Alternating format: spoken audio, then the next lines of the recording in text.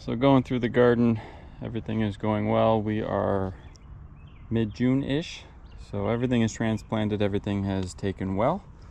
Everything is still kind of early, kind of teen, still kind of growing, but as long as everything has taken, most likely it will make it, unless it's a pest, so it gets beyond the initial transplant shock.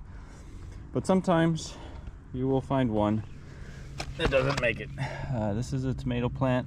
If you look really closely at it, it seems like the stem got pinched, so in that case, most likely something wrong with the soil itself.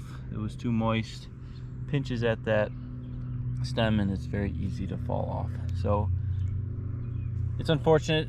It is what it is at the end of the day. You plant typically more than what you need.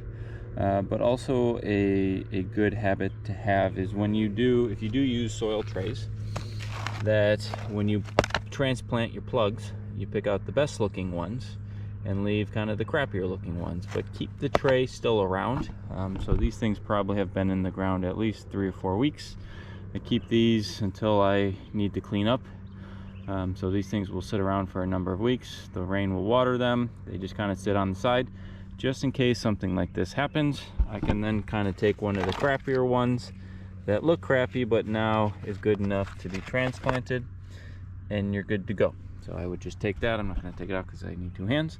But now, even though they look bad at first, like I probably wouldn't do these ones, but these ones are still better than something that got pinched and is never going to work. Tomatoes are pretty resilient though. I wouldn't be surprised if I put this back on the ground, it might grow. Those little hair looking things are actually roots. So in this case, anytime you do soil plugs or out of trays, don't plant them all at once. Keep the crappy ones still in the tray, leave them around, because there might be a time where you do something, or an animal does something, or a pest does something and does destroy it.